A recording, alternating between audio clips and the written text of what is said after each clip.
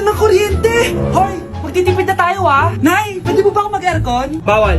Ang init, Nay! Oh, eto, pamaypay. Oh. Anong gagawin ko dyan, Nay? Ipukpok mo sa ulo mo. A few moments later.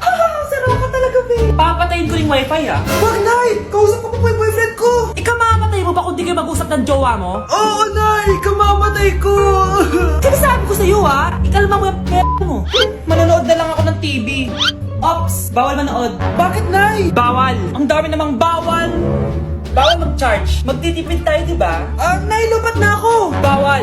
Saan ko charge to? Try mo sa puwit mo, baka mag-charge. Eventually. Tao po, ito na po yung bill ng kuryente. 10,000? Bakit ang laki? Nay! Nay! Nay! Nay! Ay, sorry! Sa kapitbahay niyo pala yan. Paano yung step na yun? 1. Ha? Oh, Scarlett! Anong ginagawa mo?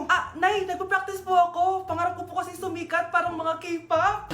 Seryoso ka ba, Scarlett? Sa ganyang itsura mo? Manalamin ka nga! Grabe ka naman, Nay. K-pop, K-pop.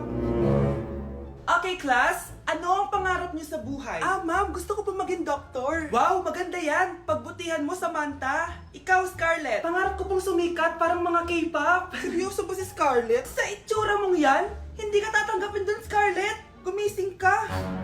Tandaan niya to. Kakainin niya yung mga sinabi niya sa akin. Matutupad ko lahat ng pangarap ko sa tulong ng Vitamin C Serum ng Garnier. Gawin mo akong fresh at glowing! #hiyangcheck.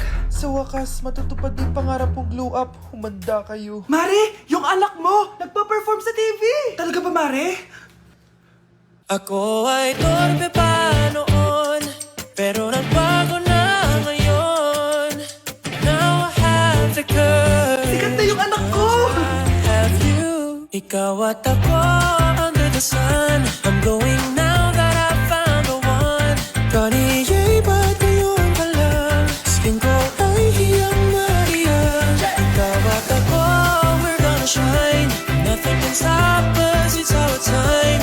Ready to show that you're the one. Skin ko ay hiyang Maria. Go and find your Garnier hiyang. Nay, mahal dito. Hi, ma'am. Welcome to Starbucks. Can I get your order? Isang kape nga. Anong size po? Yung pinakamalaki. You mean 20, ma'am? Basta yung malaki. 20. 20 ka ng 20! Wala ka pa sa 20 mo! Basta yung malaki! Okay, isang 24, ma'am. Yun lang po ba? Anak, anong sa'yo? Anay, yung akin ice caramel macchiato with 2 shots of white mocha and Sabrivay. Tubig na lang daw yun sa kanya. Baka gusto nyo mag-add ng tinapay, ma'am. Siyempre, mag-a-add ako. Ano ba to? Coin, ano yun? You mean Queen Aman, ma'am? Oo, yun. Alam ko naman. Nakalimutan ko lang. Your total is 1,200 po, ma'am. 1,200? Yun lang? Modus ka siguro, no? Asa na manager mo? Ako po yung manager, ma'am. Ang mahal-mahal ng kape nyo. Sa amin nga, 14 pesos lang yan. Sko, ano ba meron dyan? Ginto? Ang dami nyo nasa menu, oh. Pare-pares lang naman lasa niyan. Ewan ko ba, bakit ang dami-daming tao dito? Pumipila pa. Kala mo naman napakasarap ng kape. Ang mahal naman. Eh, di sa inyo ka magkape? Sino ba nagsabing pumunta ka dito? Ang haba na ng pila, oh. Ano, babayaran mo ba to? Ma-void na lang. Sa amin na lang ako magkakape, yung 3-in-1. Hi, Mare! Buntis na ako! Ha? Paano ka nabuntis? Wala ka namang asawa! Hello po. Nagbibigay po kami ng pera sa mga nangangailangan. Hello po, Mayor! Ako po, kailangan po namin ng pera! Ay, Mayor! Buntis ako, oh! Mas kailangan ko yan! Oo, mas kailangan mo nga kasi buntis ka. Oh, ito, sino to? Thank you! Tsaka pala, magbibigay kami ng bahay at lupa sa mga may kailangan. Kami po, Mayor! Kailangan po namin ng bahay! Wala na po kami magrenta! Hindi! Buntis ako, oh! Kawawa naman yung bata kung wala siyang bahay, di ba? Oo nga, mas kailangan niyo yung bahay. O ito, sa inyo yung bahay. Thank you! Sandali lang. Bakit? Sinungaling tong babaeng to eh. Hindi naman totoong buntis yan. Totoo nga. Manganganak nata ako. Manganganak na daw. Manganganak? Tignan ko na lang kung anak yung lumabas dyan. Ang baho, ano yun? O, di ba? Sinungaling tong babaeng to. Nagdadalang tae lang pala. Sa akin nyo na lang po ibigay yung pera tsaka yung bahay. Bakit anak? Kasi, Nay, buntis ako. Sana din niya ako makita. Hi, Mare! Nahuli din kita. may nakakalimutan ka ata. Ano yung nakalimutan ko, Mars? Nakalimutan mong bayaran yung utang mo sa akin. Asan na? Wala pa akong pera eh. Babayaran mo o ipapakulong kita. Ayaw mo tumigil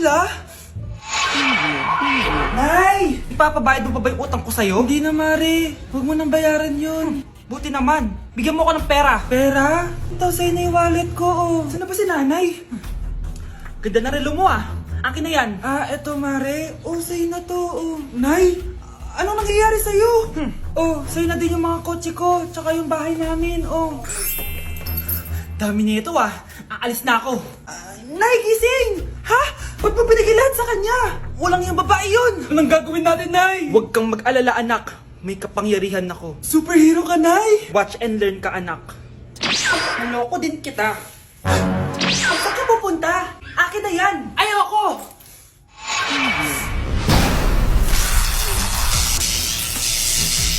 Wow, ang galing mo, Nay! Bago ka lumaban, magpalakas ka muna. Maghihiganti ako sa'yo. Gusto mo ng malakas? Eto! Malakas! Magpalakas muna kayo. Click niyo yung bio para lumakas din kayo. Oh, my angel, angel baby, angel. You're my angel baby, angel baby, angel, angel baby. Ayan, ang galing natin! Oo nga, babe, ang galing natin! Hoy, anong ginagawa nyo? Hello po, tita! Nay, ito po yung uso ngayon sa TikTok!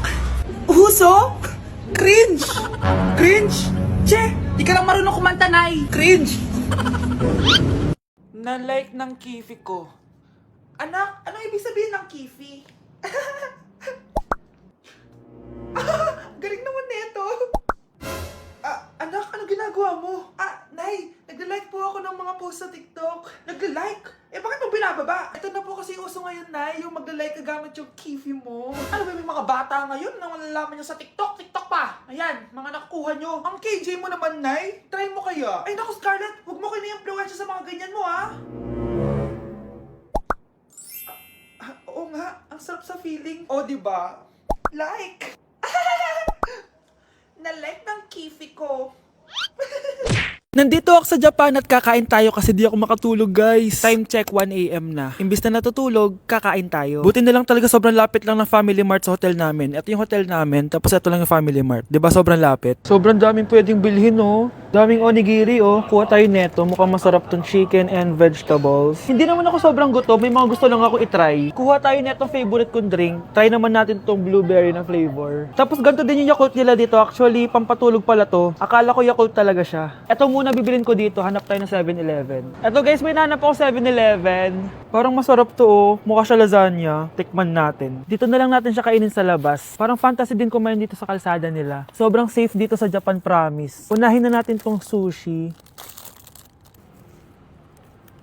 Alam nyo ba, kahit maglakad kayo mag-isa dito, sobrang safe, promise. Walang mga haras sa inyo. Walang kriminal, ganyan. Kaya ang sarap maglakad sa labas kasi alam mong safe ka, di ba? Tapos, sobrang babait pa ng mga Japanese. Swear. Pero sabi naman ng ibang Japanese, parang mas lang nila yon, pero ang totoo, ginajudge ka nila.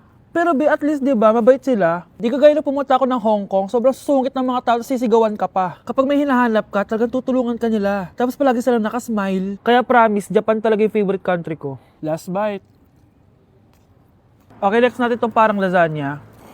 Guys, sobrang bango. Sobrang sarap ng itsura niya. Tikman na natin.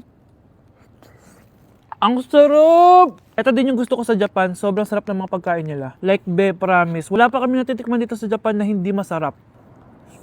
Kaya every time na pupunta talaga kami dito, promise na yon, natataba kami. Pero okay lang, Japan to Alam nyo, minsan, naisip ko na dito na lang kaya kami tumira. Pero ang naririnig ko sa ibang foreigners na nakatira dito, masaya lang daw dito as a tourist. Pero kung dito ka natitira at mag-work, nakaka-depress daw, ganyan, nakakalungkot. Kasi sabi nila toxic daw yung work environment dito. Pero ako, kung titira ako dito, gusto ko forever tourist ako. Inumin natin tong Yakult na nakakaantok. Last bite! Pabalik na ako ng hotel, guys, and inumin na natin to favorite nating drink. Medyo malansa siya, tas maasim. So, yun lang, guys. Bye!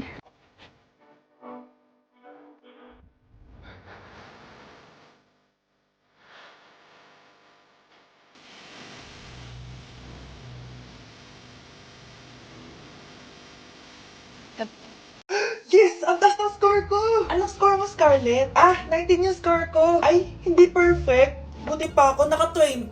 Bawi ka na lang next time, ha? Scarlett, nagawa mo ba yung assignment natin? May assignment tayo? Hala, di ko nagawa. Huwag mo nang sasabihin kay mama. Sige, di ko sasabihin. Ma'am, may assignment po pala tayo. Ay, oo nga pala, may assignment tayo, class. Ang hindi gumawa ng assignment, bagsak sa akin, ha? Bida-bida talaga tong si Samantha. Okay, class, sinong iboboto niyong president? I nominate Scarlett, ma'am. Ako?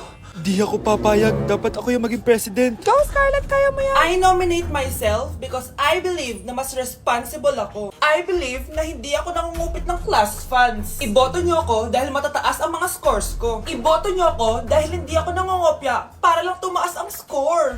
Ako ba pinaparinggan mo? Mukhang may natamaan ata.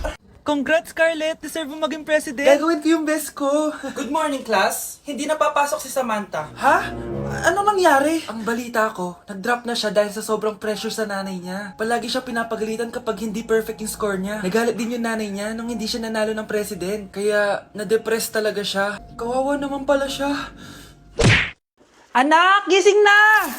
Ala, iniluluto ko! Ay, Diyos ko! Anak, kumain ka na dito!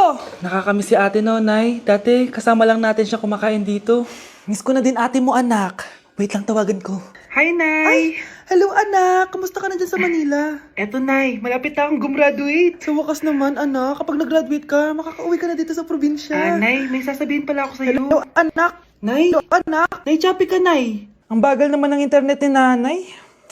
Ay, hi anak! Eto, nagpakabit na ako nung sinasabi mong Bida Fiber. Naging okay na yung internet namin. Hay naku, Nay. Buti naman nag-switch ka na sa Bida Fiber Internet. Para naman hindi pa putol-putol yung usap natin. Kasi Nay, for only 888 pesos a month, makakakonect ng 8 gadgets and up to 75 Mbps ang speeds. Setup fees applies pero affordable pa rin. Ang sulit pala niyan anak, makakanood ako ng madaming K-drama neto. Nga pala anak, ano yung dapat mo sasabihin kahapon? Nay, uuwi ako bukas dyan! Talaga anak? Yay! Uuwi si ate! See you anak! See you Nay! Shh, Scarlett. Tatakas kita, ha? Scarlett, may kausap ka ba? Nandiyan na si nanay. Bilisan mo. Paparating na siya. Bibilisan ko na. Scarlett! Scarlett! May kausap ka ba? Huwag kang maingay dyan, ha? Scarlett, tara na. Tara na, tita. Tita, buti na lang dumating ka. Hindi ko na kaya mga pinagagawa ni nanay. Hi, Scarlett! Nay, Napakahayap mo, Susan! Oo, hayop ako. At least madaming pera. huwag kang mag-alala. Hindi kita sasaktan. Hindi ko na din kaya mga pinagagawa sa akin ni Susan. At ikaw, Scarlett, ipapakain ko sa'yo yung lason na binigay mo sa akin. Nay, wag po. Halika.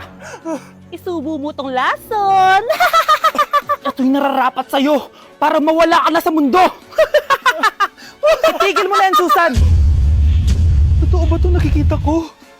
Buhay ka, Tay? Oo, buhay na buhay. Paano nangyari yun? Hindi pwede. Pinatay na kita. Simula pa lang ng una, alam ko naman na pera lang ang habol mo sa akin, Susan. Kaya nung naparalyze ako, alam ko na pagkakataon mo na yon para lasunin ako. Kaya inutusan ko yung polis para ipalit ako sa bangkay. Hawak ko din dito yung mga papeles na magpapatunay na ninanakawan mo ako ng pera. Sumama ka sa akin sa presinto. Tandaan nyo to! Hindi ba ako tapos? Anak, sorry. Kinailangan ko magtago sa'yo. Okay lang, Tay. Ang importante, buhay ka.